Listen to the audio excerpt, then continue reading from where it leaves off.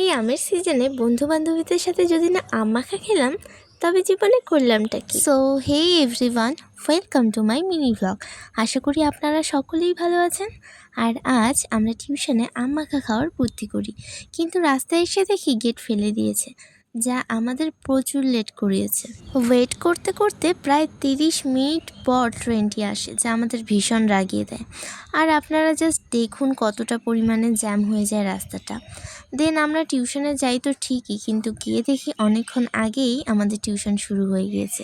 আর tuition ছুটি হয়ে গেলে এদিকে আমাদের একটি মিটিং শুরু হয়ে যায়, যেখানে আমরা সেই প্রোগ্রামের বিভিন্ন হিসেব করি।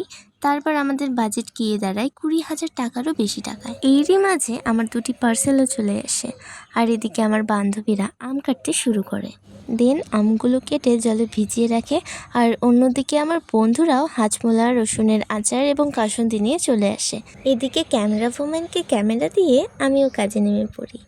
আর বিভিন্ন ধরনের গল্প ও ঠাট্টাতে আমাদের কাজ কিন্তু দারুণ হচ্ছিল। আমরা বুঝতেই পারছিলাম না যে আমরা কাজের মধ্যে গল্প করছি নাকি গল্পের মধ্যে কাজ।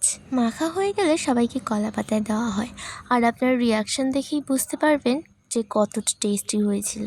আমাদের আম পার্টি হয়ে গেলে আমরা একটা করে আইসক্রিম নিয়ে রওনা দিই। রাস্তায় যেতে যেতে কয়েকটা অ্যাস্থেটিক শট নেওয়ার চেষ্টা করি, যদিও হয় না, সেটা আলাদা ব্যাপার। তো আজকের ভিডিও এই পর্যন্তই রইল। দেখা হচ্ছে নেক্সট ভিডিওতে। ততক্ষণে তোমরা চ্যানেলটিকে সাবস্ক্রাইব করে দিও। Bye bye.